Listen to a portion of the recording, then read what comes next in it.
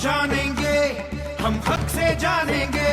RTI जब से लागू हुआ है, आरटीआई डाल के हम पूछ सकते हैं कहाँ कहाँ काम हो रहा है, कहाँ रुका हुआ है। आरटीआई का नारा।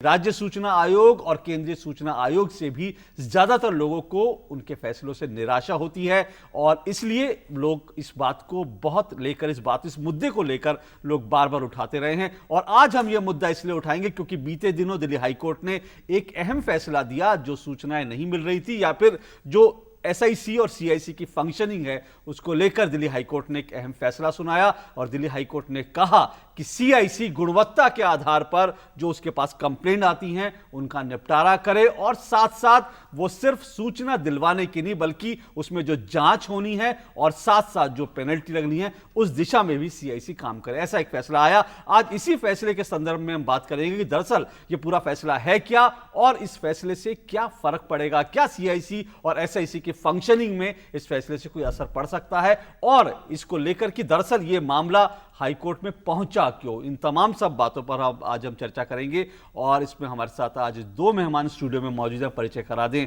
हमारे साथ एमएल शर्मा जी हैं। एमएल शर्मा जी पूर्व केंद्रीय सूचना आयुक्त हैं। बहुत बहुत शुक्रिया एमएल शर्मा जी आपका। और हमारे साथ दूसरे मेहमान हैं जेके मित्तल जी हैं। जेके मित्तल जी सीनियर लॉयर हैं सुप्रीम कोर्ट और दिल्ली हाई कोर्ट के और ये पूरा मामला दिल्ली हाई कोर्ट में ले जाने के लिए इन्होंने ही याचिका दायर की थी और साथ साथ बहुत सारे मामलों पर जेके मित्तल जी आरटीआई लगाते रहते हैं। आपका भी बहुत बहुत शुक्रिया जेके मित्तल जी।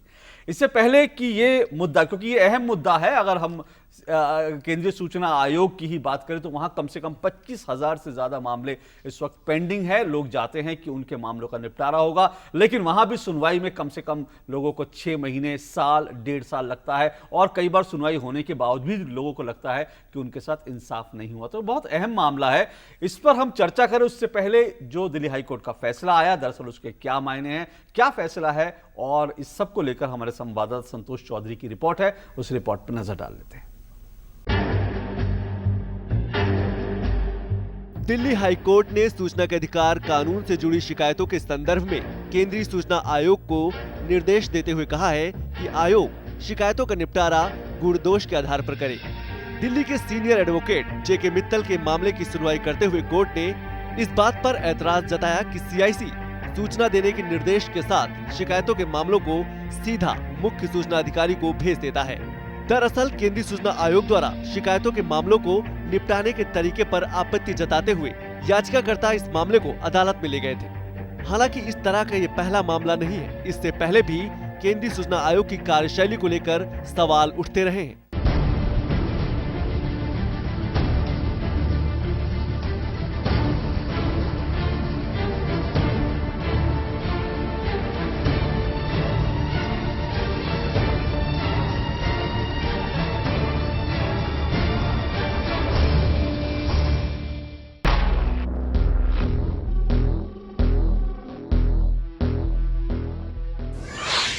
जब शुरू में नया नया बना था तो एक कहावत है कि नई झाड़ू अच्छा कूड़ा निकालती है।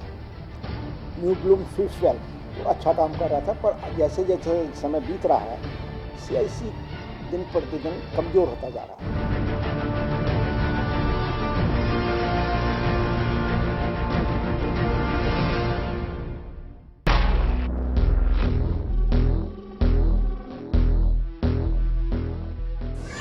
अपीलों का निपटारा, केसों का निपटारा एज वाइज होना चाहिए। जो पहले आए उसका पहले सुनवाई हो। यहाँ कुछ लोगों का तो 1 हफ्ते 10 दिन और 1 महीने में हो जाता और कुछ का 2-2, 3-3 साल पड़ा। दिल्ली हाई कोर्ट ने राकेश गुप्ता के केस में ये डायरेक्शन दी थी कि सीनियरिटी वाइज केस सुना, केस की सीनियरिटी मानते नहीं। इवन सीआईसी के वेबसाइट पर भी एज वाइज सुने जाएंगे पर वो जो बीच में आता है जाता है जैसे मिलता है उठाते हैं। जो आज फाइल आई आज की आज ही निपटारा कर देते हैं।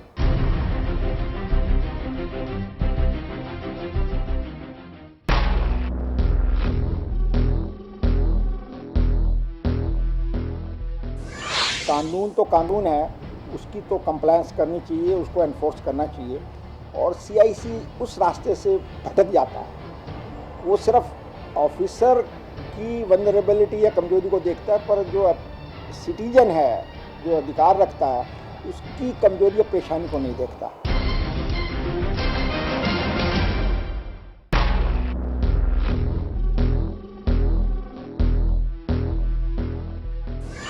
किसी को दंडित करना जो कानून नहीं मानता है, वो भी एक सूचना दिलाने की तरफ ही एक कदम है। हर केस के अंदर हर एप्लीकेंट नहीं आ सकता। सीपीआईओ के मन पर यह दबाव होना चाहिए, अगर मैं आरटीआई कानून की इम्प्लीमेंटेशन प्रॉपर नहीं करूँगा तो मुझे कुछ सज़ा मिलेगी। वो सज़ा उसको मोटिवेट करती है।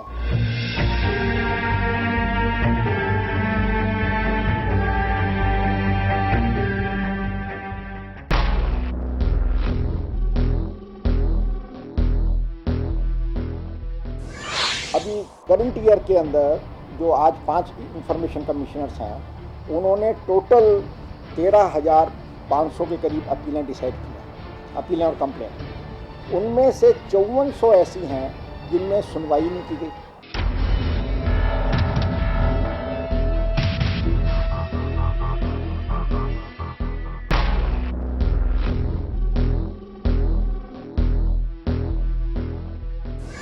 सीआईसी की कमजोरी का एक और कारण है कि सीआईसी में जो स्टाफ स्ट्रेंथ है 166 है, जिसमें से सिर्फ 2 व्यक्ति रेगुलर हैं, 11 व्यक्ति डेपुटेशन पर हैं, कोई 16 आदमी कॉन्ट्रैक्ट पर हैं और 92 आदमी आउटसोर्स हैं। जो संस्था में 160 की स्ट्रेंथ में सिर्फ 2 व्यक्ति ही रेगुलर हैं, तो रेगुलर स्टाफ के बगैर नहीं हो सकता। और वो रेगुलर आउटसोर्स इसलिए रखते हैं कि उनको एक्सप्लॉइट करते हैं, वो कमज़ोर होते हैं, वो कानून के हिसाब से काम नहीं कर सकते, वो अफसर की मर्जी के हिसाब से काम करते हैं। जिस पर सवालों को जवाब दिलाने की जिम्मेदारी थी, वही आज खुद सवालों के घेरे में है। केंद्रीय सूचना आयोग पर सवाल उठने लगे हैं। सवाल पेंडेंसी का, सवाल पेनल्टी का, सवाल सीआईसी की कार्यशैली का। 12 अक्टूबर 2005 से लेकर आज की तारीख तक 25,000 से ज्यादा मामले केंद्रीय सूचना आयोग में लंबित पड़े हैं, जो कि काफी दुखदपूर्ण है। हमारे सहयोगी आदेश शर्मा के साथ मैं संतोष चौधरी, दूरदर्शन न्यूज, नई दिल्ली। तो ये हमारी रिपोर्ट थी। मित्तल जी, सबसे पहले आपसे जानना चाहूंगा, आप इस पूरे मामले को, आपको क्यों महसूस हुआ दिल्ली हाई कोर्ट में इस मामले को लेकर जाने के लिए, और क्या पूरा मामला था, और जो कोर्ट ने जो इसमें आदेश दिया उसके क्या आप मायने देखते हैं कानून के हिसाब से? ये सीआईसी में ले जाने के लिए इसलिए जरूरत पड़ी, जब हम आरटीआई एप्लीकेशन लगाते हैं सूचना मांगने के लिए, अगर वो सूचना नहीं देते हैं तो हमारे पास कोई रास्ता नहीं बचता है। तो इसलिए हमने एक कंप्लेंट सीआईसी में डाली, और एक क्या बहुत सारी कंप्लेंटें ऐसी डाली। और जो सीआईसी है, सीआईसी की जो फंक्शनिंग है, उसमें ये होना चाहिए कि जो कंप्लेंट आती है उस कंप्लेंट का निपटारा करने के लिए उनको इन्वेस्टिगेशन करनी है, या उसके ऊपर पेनल्टी लगनी है या नहीं लगनी है, या कोई विभागीय जांच के आदेश देने हैं, या डिपार्टमेंटल एक्शन के लिए भी रेफ़र करना है, वो सब करना चाहिए। लेकिन सीआईसी की जो मेरा अनुभव रहा है, वो सारी कंप्लेंटों के अंदर एक प्री प्रिंटेड सा मैकेनिकल ऑर्डर पास कर देते हैं कि सीपीआईओ को कि आप इनको सूचना मुहैया कराइए। जी, तो उसमें गलत क्या है? दरअसल सूचना के लिए तो लोग जाते, जब उनको सूचना लेना, लोग सीआईसी एसआईसी जाते हैं। नहीं, आप ये देखिए कि सूचना तो सूचना अधिकारी को देनी ही है कंपलसरी। अगर वो नहीं देता है, ढंग से नहीं देता है, पूरी नहीं देता है, उसके लिए भी जा सकते हैं हम। और जब वो ये कहता है कि नहीं, ये विवाद का इशू है कि ये सूचना अधिकार में आता है कि नहीं आता है, तब हमें सीआईसी जाना चाहिए। अगर मैं 3 साल तक यही भटकता रहूं कि ये सूचना नहीं दे रहा है, और उसके 3 साल के बाद सीआईसी ये कहते हैं इनको सूचना दे दीजिएगा, तो फिर तो आरटीआई एक्ट जो है फंक्शनिंग करना बंद कर देगा। फिर तो कोई भी सीपीआईओ आपको कभी इन्फॉर्मेशन नहीं देगा। वो कहेगा आप सीआईसी जाना, और सीआईसी में 3 साल में आपका नंबर आएगा, वो जब कहेंगे तो हमें इन्फॉर्मेशन दे देंगे। सीआईसी का काम यही नहीं है। सीआईसी का काम ये देखना है कि आरटीआई जो एक्ट है वो सही ढंग से इंप्लीमेंट हो रहा है कि नहीं हो रहा है। जो सीपीआईओ पूरी कंट्री के अंदर जानबूझ के इन्फॉर्मेशन देने में कोताही करते हैं, बिल्कुल मना कर देते हैं, उनके ऊपर वो पेनल्टी मैंडेटरी लगाए। यानी आप कह रहे हैं आपकी शिकायत दरअसल सीआईसी की फंक्शनिंग से है। लोग वहां पे, आपका कहने का मतलब है कि लोग वहां सूचना लेने नहीं जाते, लोग जब सूचना नहीं मिलती तब वहां जाते हैं। तो उस मामले में पूरी जांच होनी चाहिए, और जिसने सूचना नहीं दी उसके खिलाफ एक्शन होना चाहिए। Yes. आप ये कहना चाह रहे हैं। एमएल शर्मा जी, क्या आपको लगता है, जैसे मित्तल साहब कह रहे हैं कि जब आप सीआईसी में जाते हैं तो आपको सिर्फ सूचना मिल जाए 3 साल में, तो आपने कौन सा बहुत बड़ा काम कर लिया? दरअसल जो सूचना नहीं दे रहा है, जिसके जो कानून कहता है, जो कानून का पालन नहीं कर रहा है, उसके खिलाफ एक्शन ले, ये भी बड़ा जरूरी है। ये काम नहीं हो रहा। जो शिकायतें दर्ज होती हैं कमीशन में, वो सेक्शन 18 धारा 18 में होती हैं। उसमें 5-6 क्लॉजेज हैं जी। तो शिकायत इन परिस्थितियों में दाखिल की जा सकती है, जैसे कोई आपकी आरटीआई एप्लीकेशन ना ले, दूसरा आरटीआई एप्लीकेशन ले ली सूचना ना दे, तीसरा आरटीआई एप्लीकेशन ले ली सूचना दे दी लेकिन वो 30 दिन में नहीं दी और लंबे टाइम में दी, चौथा कोई सीपीआईओ नियुक्त ना किया गया, वगैरह वगैरह। ये ऐसी परिस्थितियां हैं जिनमें कंप्लेंट दर्ज होती है। जो जजमेंट है उसमें इस बिंदु को उठाया गया है कि कमीशन के पास कंप्लेंट्स जो आती हैं उनको गुणा दोष के आधार पर निर्धारित ना करके एक ब्लॉक ऑर्डर से सीपीआईओ के पास वापस भेज दिया जाता है कि इसको आप डिस्पोजल करो। ऑर्डर ये क्लियरली नहीं होता है कि आप सूचना दो, जैसा आपने कहा, ऐसा नहीं होता है, क्योंकि सूचना दी जाने वाली है या नहीं दी जाने वाली है ये तो अंततोगत्वा सीपीआईओ को ही निर्धारित करना पड़ेगा, क्योंकि हर सूचना नहीं दी जा सकती। पर ऐसा होता क्यों नहीं? क्योंकि भाई इसमें कि आप वहां पर रहे, कई साल रहे, आपने सीआईसी में कई साल वक्त बिताया, तो आपको क्या लगता है क्यों नहीं ऐसा हो पा रहा? इसमें व्यवहारिक कठिनाइयां हैं, मैं बता रहा हूँ। कानून की दृष्टि से मैं इनसे पूर्णतः सहमत हूं, मैं कह चुका हूँ कई बार। व्यवहारिक कठिनाई ये है कि इतना बड़ा मुल्क है और अपील जो है वो धारा 19 में दर्ज होती है, तो जब अपील दर्ज होती है तो उसमें आरटीआई एप्लीकेशन की कॉपी होती है, सीपीआईओ का ऑर्डर होता है, फर्स्ट एपेलेट अथॉरिटी का ऑर्डर होता है, उसके आधार पे हम फैसला कर देते हैं।